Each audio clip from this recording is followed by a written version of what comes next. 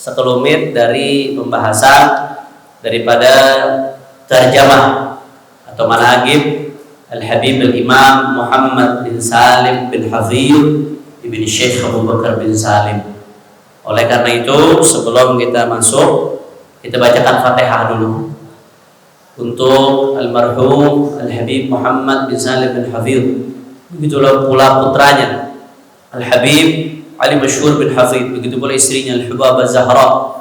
Ala Allah Subhanahu wa taala yaghfir lahum wa yarhamhum wa yarfi darajatihim fil jannah wa yu'id 'alaina min asrarihim wa anwarihim wa 'ulumihim wa nafahatihim fid din wa dunya wal akhirah bi sirril Fatihah. A'udzu billahi minasyaitonir rajim. Bismillahirrahmanirrahim. Alhamdulillahirabbil alamin arrahmanir rahim maliki yaumiddin. Iyyaka na'budu wa iyyaka nasta'in ihdinas siratal mustaqim siratal ladzina an'amta 'alaihim ghairil maghdubi 'alaihim waladdallin. Amin.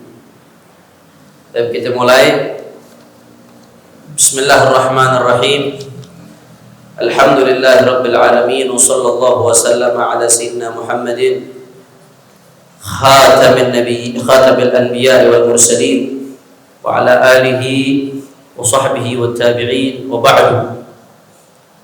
Faqad sa'alani ba'dhu ar-raghibina min al-ikhwan as-sadiqina an ajma'a ma tajibu ma'rifatuhu ala mubashir 'aqd an-nikah min al-umur al-lazimati syar'an ala madhhab al-imam Syafi'i fa ajabtuhu ila dhalik wa katabtu hadhihi al-waraqat wa sammaytuha al-miftah li bab an-nikah wallahu al-mas'ul an yaj'ala dhalika khalisan li wajhil karim. Amin.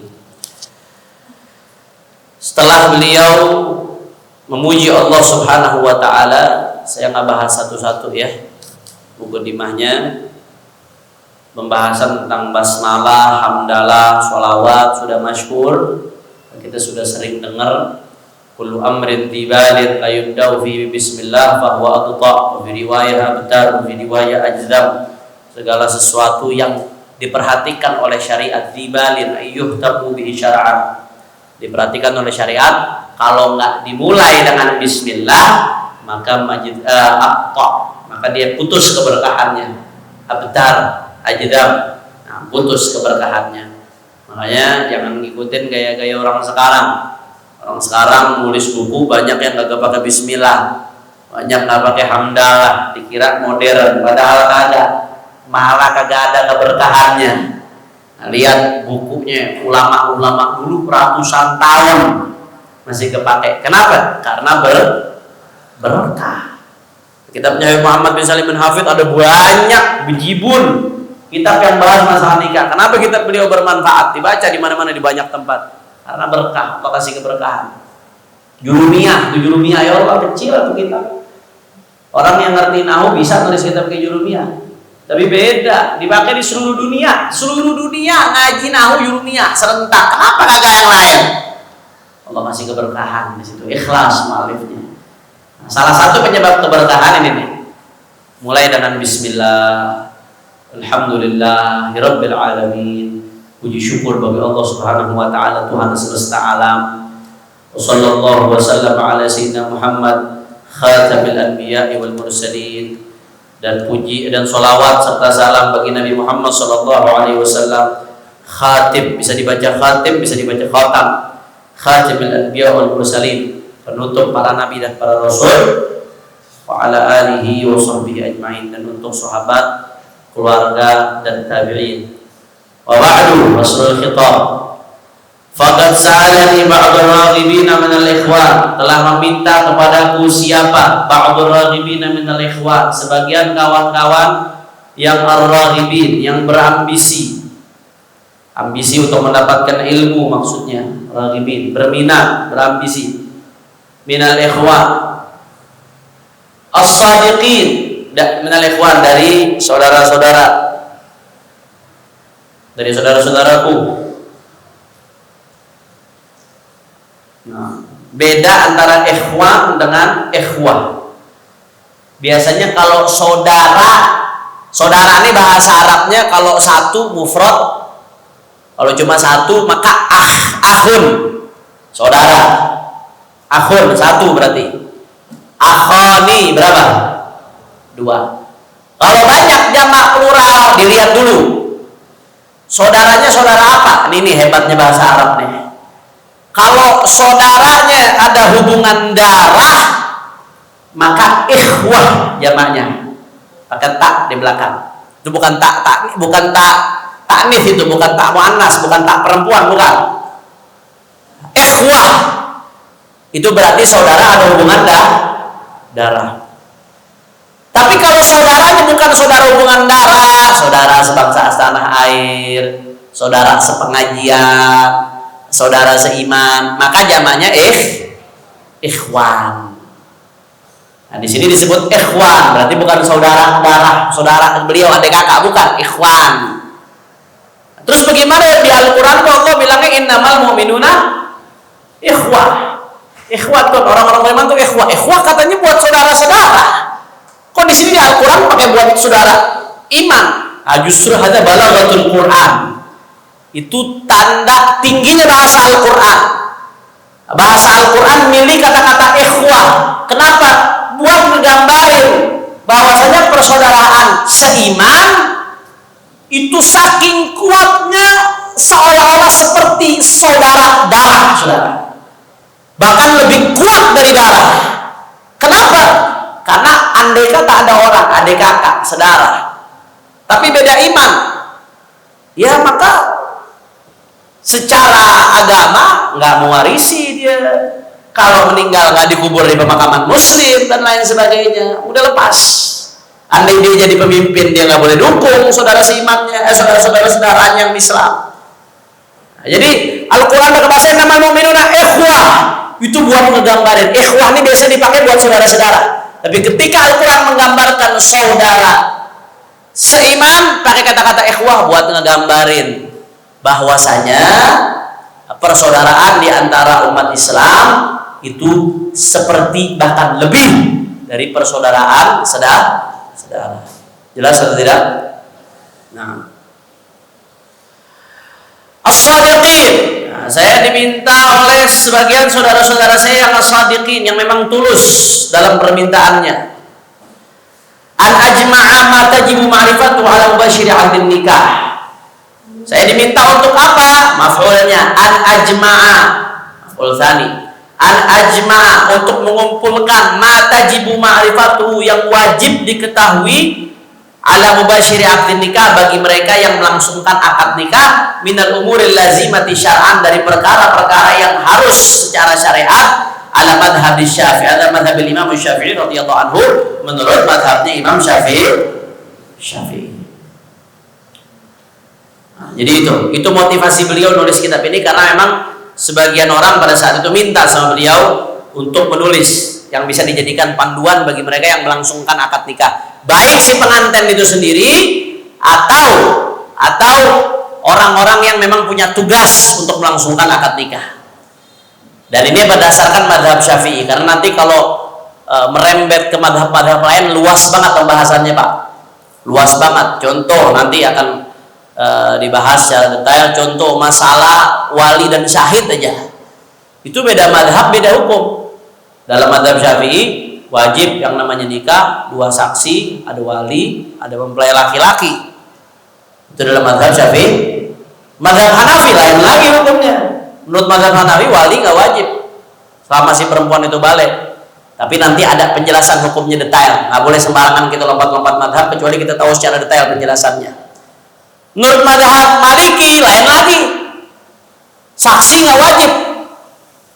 Saksi nggak wajib, tapi wajib isyhar. Nah, itu nanti dibahas secara mendetail dalam madhab Malik. Nah, di kitab ini fokus hanya madhab Syafi'i saja. Kenapa? Nah, karena kita kalau madhab Syafi'i aja kita belum menguasain, gimana mau campur yang lain, campur aduk akhirnya kusut. Kayak anak-anak kampus zaman sekarang, mohon maaf, dasarnya aja belum kuat, ngaji kitabnya aja beletot-beletot, tapi kurang ajar, gara-gara bacanya kemana-mana, berani ngeritik-ngeritik ulama, berani ngeritik-ngeritik salaf soleh.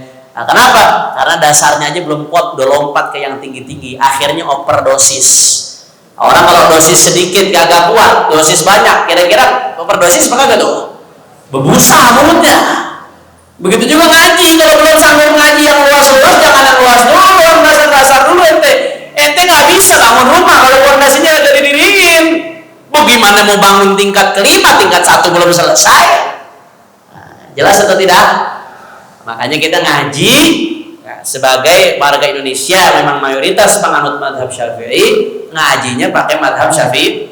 Ada yang tanya, Be, kenapa nggak langsung Al-Quran Sunnah aja, Be? Kan lagi musim tuh gitu tuh. Kita mah kembali ke Quran Sunnah aja, nggak usah ngikutin ulama. Ulama bisa salah, Be. Al-Quran nggak bisa salah. Ulama bisa keliru, Be, bisa khilaf. Hadis bisa salah apa enggak? Nggak mungkin, Rasulullah mungkin salah. Jangan ngikutin manusia. Kita langsung kembali Al-Quran dan Sunnah. Wah. Yang model begitu banyak banget nggak sekarang? Banyak apa enggak? Nah, kalau ketemu yang model begitu, jitak. Kenapa? Lu pikir kita ngikut mazhab Syafi'i gak ikut Quran Sunnah? Lu pikir Imam Syafi'i ngambil dari Quran? Mesti paham. Kita kenapa? Kita ngikut Imam Syafi'i ini dalam sholat, dalam cara sholat, dalam cara puasa, dalam ibadah-ibadah yang lain, termasuk dalam masalah nikah kita ngikut Imam Syafi'i, dalam muamalah. Bukan berarti kita ngikutin Imam Syafi'i, kita jadi Imam Syafi'i dalil, bukan. Kita pada hakikatnya kembali ke Al-Quran dan Sunnah. Karena dasar Imam Syafi'i dalam mengambil hukum Al-Quran, Sunnah, Ijma, Qiyas. Imam Syafi'i nggak ngambil dari Quran, enggak. Imam Syafi'i bukan ngambil dari Google, ada. Google juga belum lahir zaman Imam Syafi'i, zaman bapak gue belum ada Google. Imam Syafi'i itu ngambil dari sini. Nah, kita taklid, ngikutin namanya taklid. Taklid dalam furu'uddin, dalam urusan fikih, selama kita nggak mampu berijtihad, wajib hukumnya kita taklid. Nggak boleh kita langsung kembali Quran Sunnah. Kita taklid ke Imam Syafi'i, artinya kita kembali ke Al-Quran dan Sunnah menurut pemahaman Imam Syafi'i. Faham? Nah, lo kembali Quran Sunnah ngikutin pemahaman siapa? Baca aja mesin terjemahan. Jadi hati-hati Pak, ini zaman sekarang nih banyak orang yang muter balikin. Kelihatannya bungkusnya enak kembali Quran dan Sunnah, tapi kalimat haqqin urida bihal batil. Kalimat hak ternyata tujuannya batil. Kembali ke Quran Sunnah, Be. Nggak boleh kita ikutin ulama salah. Lalu ikutin Ibnu Utsaimin. Lu ngikutin Ibn Bas, taklid juga ujung-ujungnya. Ente ngikutin Ibn Taimiyah, taklid juga ujung-ujungnya. Betul. Hati-hati, banyak yang keliru seperti ini. Orang tuh Pak bisa kembali ke Quran dan Sunnah langsung, namanya ijtihad. Ijtihad itu berarti dia ngambil hukum dari Al-Quran dan Sunnah. Imam Syafi'i itu ngambil hukum dari Al-Quran dan Sunnah. Imam Malik ngambil hukum, memetik hukum dari Al-Quran dan Sunnah, disebut ijtihad. Itu ijtihad syaratnya nggak gampang, syaratnya nggak mudah. Udah 1000 tahun mungkin, saudara, ulama nggak ada lagi yang ijtihad mustakil, ijtihad yang independen kayak misalnya udah nggak ada. Kenapa? Karena udah cukup, syaratnya terlalu berat. Syarat ijtihad itu dia mesti nguasain bahasa Arab. Ya Allah, belajar bahasa Arab tuh gak mudah. Ente buat nguasain bahasa Arab sampai ke detail-detailnya, ke akar-akarnya, minimal setidaknya harus belajar 10 disiplin ilmu. Nahwu, shorof, balaghah, bayan, ma'ani, badi', arud, qawafi, ilmu istiqaq. Apa lagi? Arud tadi udah. Apa imla? Naam, ada udah bayan, ma'ani, badi' tadi. Shorof, ilmu shorof. Masih ada lagi yang lain tuh. Baru namanya aja kita udah puyeng, belum masuk ya, namanya doang 10 udah puyeng gitu kan. Dan itu mesti dalam, dia bener-bener paham. Nggak gampang cara ngambil Quran tuh. Makanya kita taklid aja udah sama ulama dah. Selamat kan deh.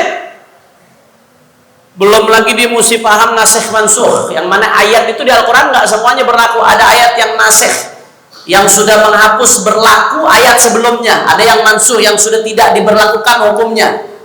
Ada. Belum lagi di mushafal asbabul wurud, sebab turun di ini ayat. Asbabun nuzul, kalau hadis asbabul wurud. Di mushaf paham tuh. Di mushaf paham mawadhi'ul ijma', di mushaf paham ahaditsul ahkam, di mushaf paham ayatul ahkam. Nggak gampang orang bisa ngambil hukum Quran Sunnah. Jangan nanti baru ngaji 1-2 kitab, baru ke masjid seminggu sekali, udah sok-sokan nggak mau ngikutin ulama, kembali Quran dan Sunnah. Akhirnya apa hasilnya tuh? Maulid di bid'ah-bid'ain. Nggak bisa melihat orang yang beda, ngerasa sorga punya dia doang, dikaplingin tuh sorga, dikaplingin. Sorga cuma punya dia doang, yang lain ngontrak pak. Kacau kan begitu tuh. Maka jangan salah paham bahwa bapak jangan terbawa narasi mereka yang alergi dengan istilah ala madhab syafi'i, ala madhab ini, ala madhab itu. Jangan terbawa narasi seperti itu. Jangan. Kita Ahlus Sunnah wal Jamaah di Indonesia secara akidah kita ikut akidah Al-Imam Al-Asy'ari. Apa tuh akidah Imam Asy'ari? Gampang, yang biasa kita baca tuh. Wujud kidam baqa mukhalafatun qiyamuhu wahdaniyah qudrat ilmun qadiran muridan aliman sami'an basiran mutakalliman. Itu akidah Imam Asy'ari itu. Simpelnya, sederhananya begitu. Itu akidah wajib. Nanti ada sebaliknya yang mustahil. Nanti ada 4 sifat wajib: sidik, amanah, tabligh, fatona bagi para rasul. Ada 4 sifat mustahil bagi rasul. Ada 1 sifat jaiz bagi Allah Subhanahu wa taala, fi'lu kulli mumkinin aw tarkuhu. Itu akidah Imam Asy'ari. Itu kita di Indonesia tuh mayoritas ikut itu. Enggak usah ribet-ribet dah. Jangan ikut-ikutan yang uluhiyah, rububiyah, asma sifat. Jangan dah. Tentu dibahas secara khusus. Imam besar Habib Rizik punya kajian, 1 kajian tematik tentang itu. Insya Allah nanti kapan waktu kalau ada kesempatan kita bahas. Nah, itu secara fikih ikut Syafi'i kita di Indonesia. Ikut Syafi'i. Terus yang benar apa Syafi'i doang Pep ya? Enggak. Syafi'i, Hanafi, Maliki, Hambali itu 4-empatnya madhab fikih Ahlus Sunnah. Perbedaan pendapat di antara mereka ini rahmah, saling menghormati, nggak boleh saling nyala-nyalain. Kalau ada orang ngikutin madhab Malik, jangan kita salahin. Ada orang ngikutin madhab Hanafi, jangan kita salahin. Tapi kita mesti paham, ketika diterapin dalam taraf masyarakat, di wilayah lingkungan madhab Syafi'i, jangan pakai madhab-madhab yang selain Syafi'i. Nanti orang bingung, akhirnya jadi fitnah. Kira-kira jelas atau tidak? Nah.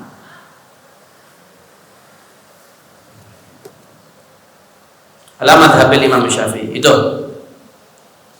Fa'ajabtu ila dzalik, maka aku bergegas untuk menjawab daripada permintaan tersebut. Wa katabtu hadhil waraqat, dan aku tulis lembaran-lembaran ini. Wa sammaitu hal miftah, dan aku beri nama al miftah, kunci libabin nikah, untuk bab nikah. Mudah-mudahan gara-gara aji al miftah nih yang belum nikah Allah gampangin jodohnya insyaallah. Yang sudah nikah Allah berkahin rumah tangganya. Kalau bapak-bapak ngarepnya doanya nggak begitu, yang sudah nikah dikasih kunci lagi buat nikah lagi. Jangan Pak, akhirnya bawa ibu-ibu ngelempar selop dari atas berarti Pak. Nah, mudah-mudahan yang udah nikah Allah berkahin rumah tangganya insyaallah.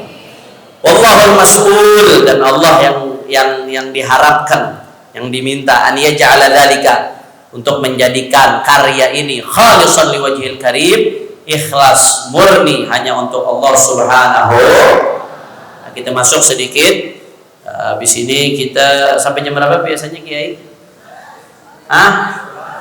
Ibu-ibu sanggup sampai jam berapa Bu? Sampai zuhur. Lakinya kagak dimasakin dulu. Jangan begitu juga. Masya Allah. Nah, jangan lama-lama Bu ngaji bab nikah. Nanti bapak-bapak pengen nikah lagi. Repot, jangan. Makna nikah lughatan wa syar'an. Nah, sekarang kita masuk ke yang pertama. Nah, mulai minggu depan, mulai bulan depan kalau bisa beli kitabnya ya, nggak seberapa, nggak apa-apa. Walaupun belum bisa baca kan Anda baca pelan-pelan, diterjemahin nanti. Walaupun belum bisa baca, pegang kitabnya. lebih belajar untuk fokus dan berkah insya Allah. Seagak-agaknya berkah setidak-tidaknya. Ini bukan promosi ya, Anda kagak dapat inian, nggak dapat fee kagak, bukan promosi, tapi demi kebaikan kita bersama. Nah, makna nikah lughatan wa syar'an. Makna nikah lughatan secara bahasa, etimologi, wa syar'an, dan secara istilah syariat, terminologi. An-nikah lughatan, nikah secara bahasa, ad-dhammu wal wad'u. Nikah secara bahasa itu adalah ad-dhammu wal wad'u. Secara bahasa arti nikah adalah ad-dhamm. Dhamm ini artinya rapat, begitu rapat. Orang, makanya kalau ada orang meluk, misalkan meluk anaknya, ya dhammu waladahu, dia mendekat putranya, dhamm. Pohon, misalkan ranting-rantingnya karena dia panjang saling bertemu satu sama lain, rapat. Hadhihi syajarah tamayalat wa dhamma ba'daha ila ba'd. Tanakahat disebutnya. Pohon-pohon ini saling mendekati satu sama lain, saling rapat. Nah, itu secara bahasa artinya nikah. Wallahu a'lam ya, kenapa secara bahasa diambilnya ad-dhammu, rapat. Mungkin kalau orang udah nikah rapat mulu, maunya nempel mulu, saudara. Jadi diistilahinnya ad-dhammu, nikah. Wal wata', dan nikah juga bisa diartikan secara bahasa wata'. Wata' itu hubungan suami istri. Nah, secara bahasa. Wa syar'an, secara istilah syariat, definisi nikah apa? Kita kalau mau membahas sesuatu mulai dari definisinya dulu. Karena kalau kita mau membahas sesuatu itu sudah tasdik, menghukumi sesuatu, nggak mungkin tasdik kecuali setelah tasawur. Setelah kita tahu gambaran sesuatu tersebut, kita mau bahas nikah nih. Ya mesti tahu dulu nikah itu apaan sih secara definisi. Mesti jelas dulu. Jadi duduk perkaranya itu jelas. Jangan udah bahas kemana-mana. Oh nikah begini hukumnya, begini. Udah panjang lebar, udah sampai buntut, baru nanya nikah itu apaan sih kan? Minyak-minyak yang begini. Mesti paham dulu. Apa sih definisi nikah? Mesti paham. Nah, kita mau bahas tentang Yusuf misalkan. Lu mesti tahu dulu Yusuf yang mana orangnya. Jangan ibu-ibu udah ngoceh nih. Oh si Yusuf tuh, dia kawin lagi tuh sama begini, udah gitu lak bini ditinggalin, kagak dikasih nafkah, terakhir baru ibu yang nanya, anda jangan ngomong, Yusuf siapa sih? Kan kagak nyambung kalau begitu. Itu mau bahasin, mesti tahu dulu yang mana, itu namanya tasawur. Maka mau bahas nikah, mesti tahu dulu. Nah, nikah itu apa sih? Kayak sekarang nih, orang nih banyak kebelingan. Khilafah dimusuhin sedemikian rupa. Masalah khilafah. Saya nggak yakin orang yang ngoceh anti khilafah tuh paham anti khilafah apaan, saya nggak yakin. Coba tes, tanya definisi khilafah apaan sih, ente kan teriak-teriak mulu anti khilafah. Definisinya apaan sih sehingga ente tabrak-tabrakan dengan NKRI? Kayaknya dosa banget khilafah. Tanya dia. Ini pembusukan, saudara. Membusukan. Kita ini NKRI, kita Indonesia dengan dasar Pancasila. Tapi khilafah dosa apaan kok dimusuhin? Tapi ada tuh beb yang ngusung khilafah, togut-togutin NKRI, itu salah dia, bukan salah khilafahnya. Kalau ada orang yang salah paham dalam memahami khilafah sehingga dibentur-benturkan dengan NKRI, jangan salahin khilafahnya, salahin pemahaman merekanya. Jangan khilafahnya malah dimusuhin, betul? Jangan salah paham. Paham dulu definisinya apa. Khilafah itu kata Imam Al-Mawardi, khilafatun nubuwah fi hirasatid din wa siyasatid dunya bihi. Ini bicara definisi ya, syekh yuzkan. Melanjutkan visi misi kenabian di dalam menjaga agama dan mengatur urusan dunia bidin dengan agama. Makanya FPI fleksibel aja pahamin khilafah. Khilafah di zaman sekarang itu nggak kaku, nggak harus ngapus negara-negara, nggak ada. Yang penting agama ditegakin, urusan dunia diatur dengan cara agama, itu udah khilafah. Itu di NKRI bisa negakin agama, masukin ke undang-undang, Urusan dunia, muamalah, pernikahan diatur dengan agama, itu esensi spirit dari khilafah itu terwujud, nggak harus. Itu dibahas nanti panjang lebar. Makanya FPI realistis. FPI kalau di zaman sekarang konteks khilafah internasional itu yang realistis, di OKI itu OKI. Indonesia tergabung dalam OKI. Organisasi Islam Internasional.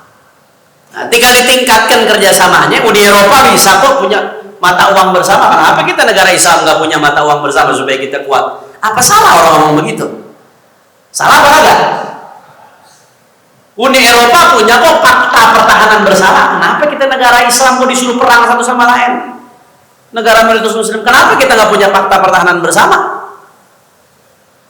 Mereka bisa kok Uni Eropa masuk satu negara dengan lainnya nggak pakai paspor. Kenapa kita mau ke Malaysia aja, tetangga kita sama-sama negara Islam, susahnya setengah mati. Mesti pakai paspor, mau nikah lintas negara, susah bener. Itu realistis aja sekarang. Orang-orang Barat punya satelit, kenapa kok kita gak punya numpang? Coba negara-negara Islam patungan beli satelit, kira-kira bisa nggak kalau mau? Di zaman sekarang kata Syekhul Azhar sama seperti yang Imam Besar katakan, ini khilafah zaman sekarang begitu dah. Negaranya tetap Indonesia, Malaysia tetap Malaysia, yang penting nilai syariat itu diterapkan. Kemudian hubungan antar negara-negara Islam internasional itu baik, sehingga terjadi kekuatan di antara mereka. Contoh sederhana seperti ini Eropa, itu udah khilafah selesai. Kenapa jadi ente musuhin? Ini berarti yang musuhin, yang benar-benar ngebusukin terus-terusan, emang nggak pengen umat Islam bersatu kuat tuh, nggak pengen, saudara. Takut bener mereka. Nggak pengen umat Islam bersatu kuat, karena akan jadi sebuah kekuatan yang besar. Karena umat Islam di Indonesia saat ini, kalau di dunia berdasarkan sebagian data, ada data yang mengatakan udah terbanyak jumlahnya di dunia. Tapi ada yang mengatakan terbanyak kedua secara jumlah terbanyak kedua. Nah, jadi begitu. Pahamin dulu khilafah itu apa sih? Andai kata ada sebagian yang memahami khilafah, ya salahin dianya. Jangan nyalahin khilafahnya. Paham apa enggak? Paham atau tidak? Sebagaimana sebagian orang yang salah mahamin Pancasila. Jangan ente nyalahin Pancasila aja, salahin yang salah paham terhadap Pancasila. Pemahamannya yang mesti dipermasalahin. Sekarang udah kacau dah, udah campur aduk. Ada menteri urusan agama yang dibahas tiap hari khilafah radikal. Hafid Quran dibilang sumber radikalisme, saudara. Masya Allah, good looking. Apa good looking itu? Anak-anak muda yang penampilannya keren-keren, Kiki Rosid tuh gini modelnya. Itu katanya pintu masuknya radikalisme. Good looking. Apa? Korelasinya tuh apa? Orang ganteng sumber radikal. Astagfirullahaladzim. Aneh nggak ngomong ya. Itu dipotong nih. Masya Allah. Jadi udah kacau. Hafid Quran, good looking, hafid Quran, fasih bahasa Arab, itu jadi pintu radikalisme katanya. Ini apa? Justru dari Al-Quran kami belajar. La yanhakumullah 'anil ladzina lam yuqatilukum fid din wa lam yukhrijukum min diyarikum an tabarruhum wa tuqsitu ilaihim. Allah tak melarang kalian untuk berbuat baik kepada mereka yang beda agama selama mereka tidak memerangi kita. Kami belajar toleransi dari Al-Quran. Anda katakan Al-Quran sumber radikal, dari mana sumbernya itu, saudara? Betul? Kami belajar rahmah, wa ma arsalnaka illa rahmatan, dari Al-Quran. Wallahi kalau nggak ada Al-Quran kami nggak tahu rahmat, saudara. Kalau nggak ada Al-Quran kami mungkin satu sama lain masih saling makan makanan antar orang seperti orang-orang dulu, saudara. Al-Quran yang ajarkan kami rahmah, Al-Quran yang ajarkan kami toleransi. Para hafid Quran itu yang bikin umat jadi adem. Umat udah pegel, pengen kalau mau bisa meledak, umat juga udah meledak. Harga serba mahal, betul? Kerja agak becus, kacau, umat udah mau meledak. Lagi kesel-kesel, panas-panas, sholat isya di Al-Madinah, imamnya Tutu Hafid. Bismillahirrahmanirrahim. Alhamdulillahi rabbil alamin. Ar-Rahmanir Rahim, Maliki Yawmiddin, Iyyaka na'budu wa iyyaka nasta'in, Ihdinas siratal mustaqim, siratal ladzina an'amta 'alaihim ghairil maghdubi 'alaihim waladdallin.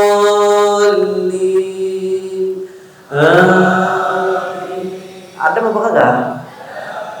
Orang udah panas nih, umat udah panas, sudah mau radikal. Gara-gara hafid Quran jadi pada adem, saudara. Jadi kebalik. Bukan good looking yang bikin orang radikal, bukan hafid Quran yang bikin orang radikal. Justru yang muka jelek, omongan jelek itu yang bikin orang panas, bikin radikal, saudara. Betul. Jadi udah ngaco dah, udah kagak ada korelasinya dah. Udah ngaco-ngacoan. Kenapa? Itu tadi. Karena definisi had dari radikalisme itu udah kacau. Definisi dari radikalisme sendiri udah kacau. Sehingga turunannya jadi kacau. Definisinya udah dijadikan politis. Radikalisme itu apa ya? Yang gak setuju sama rezim, yang kritis itu dianggap radikal. Yang ngeritik orang korupsi itu radikal. Yang ngeritik penanganan corona yang kacau itu radikal. Yang nuntut mereka yang menistakan agama itu radikal. Masya Allah, nggak ada habisnya. Radikal khilafah, radikal HTI. Saya bukan belain HTI, bukan. Tapi setahu saya yang bikin Pertamina rugi 11 triliun bukan HTI, saudara. Betul? Yang ya Allah, dadah panjang air ntar kirosi tahan dikena. Ya, jadi bukan khilafah yang bikin Pertamina rugi 11 triliun. Justru Indonesia punya hubungan baik dengan khilafah, terlepas dengan film khilafah itu kontennya apakah 100% benar atau tidak, tapi tidak bisa dinafikan. Indonesia punya hubungan yang baik setidaknya dengan khilafah. Setidaknya Indonesia punya hubungan baik dengan khilafah Utsmaniyah, di Aceh. Itu jelas ada hubungan secara langsung. Dan kerajaan Aceh itu, Sunan Aceh pada saat itu melebar, bukan cuma di provinsi Aceh yang saat ini saja. Termasuk di Jakarta itu ada kantor konsulat khilafah Utsmaniyah. Nah, itu dulu orang-orang umat Islam di Jakarta kalau pengen ngadu tentang kebiadaban Belanda, ngadunya ke situ. Ke kantor konsulat khilafah Utsmaniyah yang ada di Jakarta. Sekarang jadi museum tekstil. Kebetulan konsulnya dulu kakek saya, Sayyid Abdul Aziz Al-Musawi. Sayyid Abdul Aziz Al-Musawi punya putri beliau, nenek saya, nikah dengan kakek saya Habib Abdullah bin Alwi Al-Attas. Itu di museum tekstil. Itu kantor konsulat khilafah Utsmaniyah dulu. Jelas hubungannya. Dosa apa khilafah tuh disalahin, dimusuhin tiap dosa apa? Yang ngerugiin negara, rombongan sono. Yang nyusahin rakyat, rombongan sono. Yang ngeluh kekayaan alam, rombongan sono. Yang disalahin khilafah. Kira-kira yang begini waras apa kagak?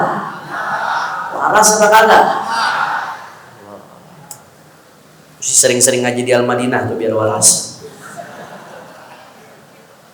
Kira-kira jelas atau tidak? Nih berpun ngerempet ke sana-sana nih tadi, kembali ke definisi. Kalau mau sesuatu jelas, mantepin dulu definisinya apa? Jelasin.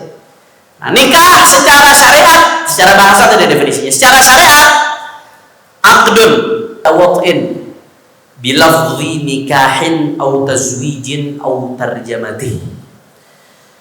Lafaz sebuah akad yang ia tadammanu ibahata wat'in, yang mana akad tersebut mengandung dibolehkannya wata'. Wata' itu mohon maaf jima, hubungan suami istri dan lain sebagainya. Wata' disebutnya wata' bahasa Arabnya. Nah, akad yang mengandung dibolehkannya wata', artinya tadinya nggak boleh sebelum akad, setelah akad jadi boleh. Sebelumnya haram, setelah akad jadi halal. Itu nikah. Akadnya disebut nikah. Akdun yatadammanu ibahata wat'in, akad yang mengandung dibolehkannya wata' karena akad tersebut watak jima jadi diperbolehkan dan lain sebagainya, pokoknya jadi halal. Dengan apa? Bilafzi nikahin. Akad itu dengan lafaz nikah. Au tazwijin, atau dengan lafaz tazwij. Makanya di dalam akad nikah pakainya ankah tu ka, diambil dari lafaz nikah, ankah tuka. Atau dalam bahasa Arab ada au, ada waw. Kalau waw mutlakul jamak. Kalau dikatakan bilafzi nikahin wa tazwijin, dengan lafaz nikah dan tazwij, berarti mesti dua-duanya. Dengan lafaz nikah berarti mesti ankah tuka wa zawatuka, berarti wajib tuh. Tapi di sini nggak dikatakan seperti itu. Dalam mazhab Syafi'i definisinya bilafzi nikahin au tazwijin, atau tazwij. Lafaz tazwij berarti andai kata salah satu aja cukup apa enggak? Cukup, karena pakai atau. Kalau pakai dan mesti dua-duanya. Ini nih pentingnya bahasa Arab nih. Kita kalau memahami kitab mesti paham arti bahasa Arabnya.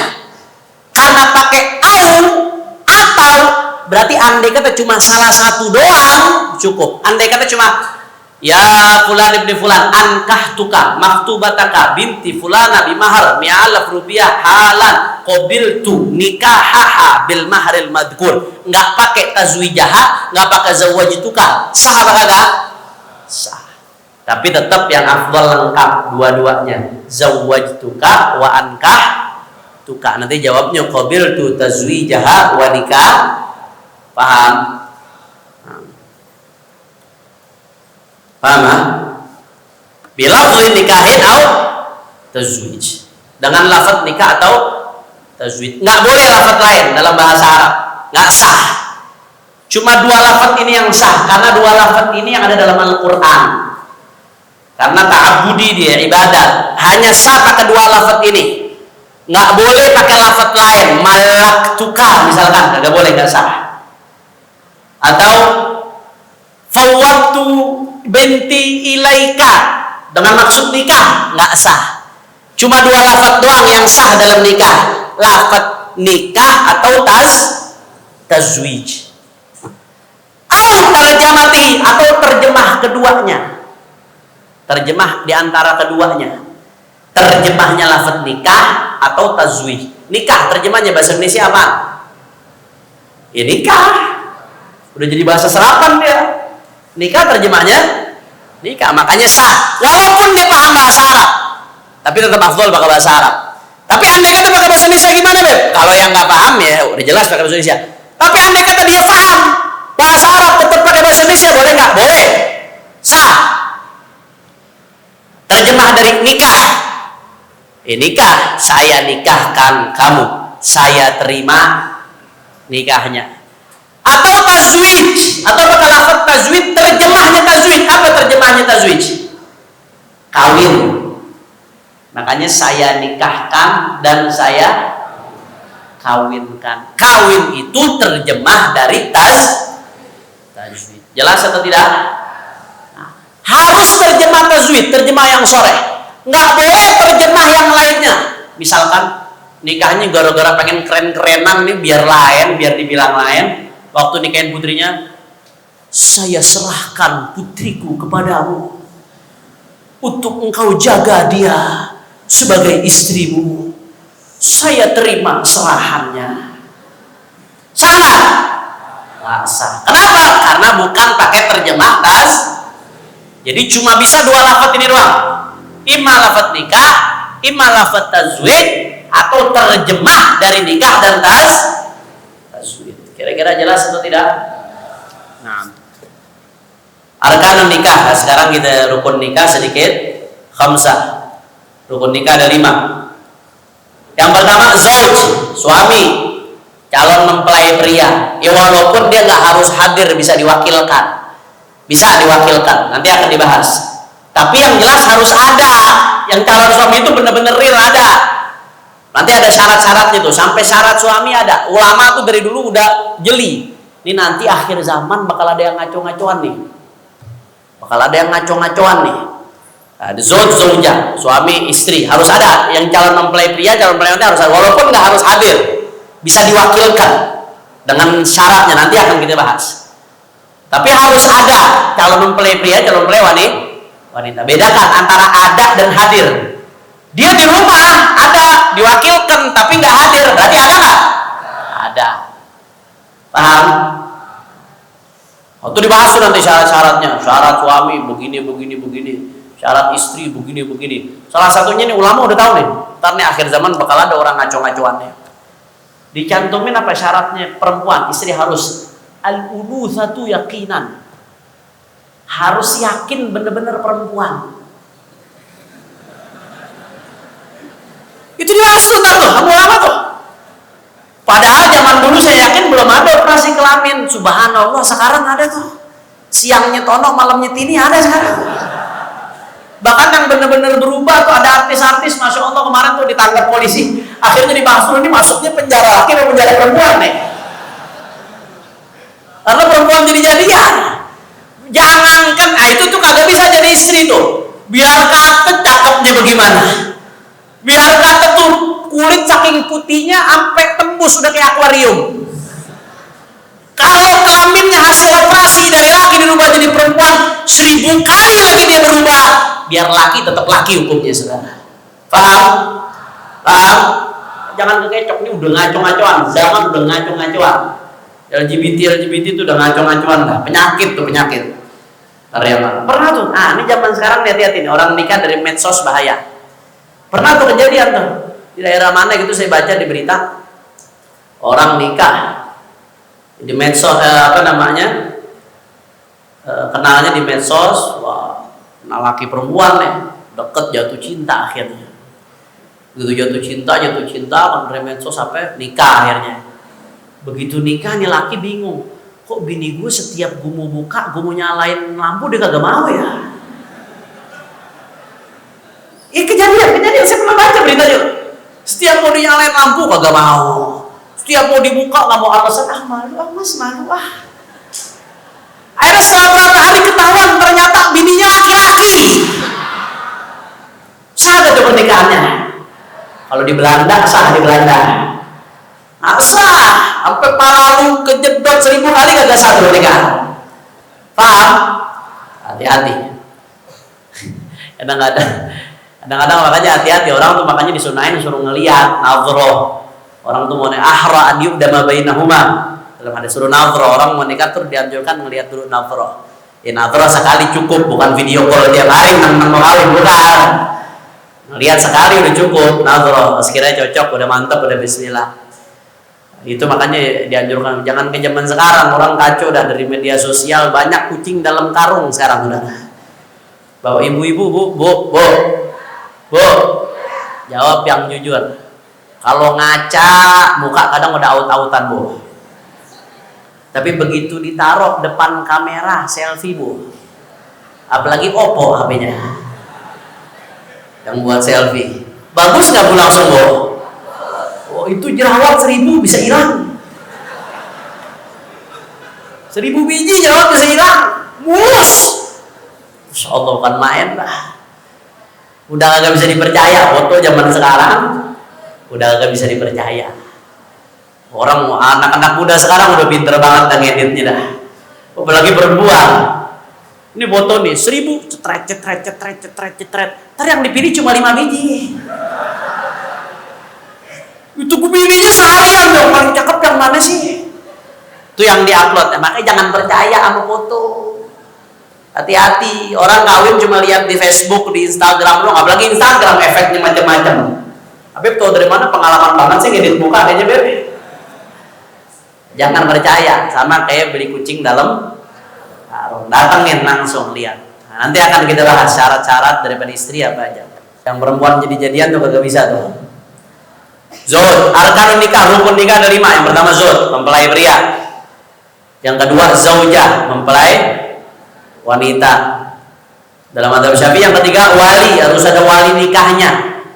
Baik nanti wali nikahnya bapak atau kakek atau saudara kandung atau hakim, nanti akan dibahas kapan-kapan mereka bisa jadi wali nikah. Akan kita bahas satu persatu. Kemudian yang syahidan yang keempat, 2 saksi. Harus ada 2 saksi. Nggak boleh nikah diam-diam. Biasanya bapak-bapak yang mau kawin lagi diam-diam nih. Soalnya kalau ada saksi bocor aja bawaannya. 2 saksi. Ibu-ibu mesti bersyukur nih ada syarat 2 saksi, Bu. Soalnya kalau nggak ada syarat 2 saksi, cuma wali sama bapak-bapak doang, waduh kacau lah. Kacau. Sirot. Yang terakhir harus ada sirot nikah. Apa yang diucapin dalam akad itu? Nggak boleh nikah cuma lirik-lirikan doang pakai mata, nggak bisa. Nah, jalan mertuanya ngelirik begini dikelipin. Bisa jalan suaminya, kobiltunya. Nggak sah. Harus ada sirot. Paham dong? Nah. Wallahu a'lam.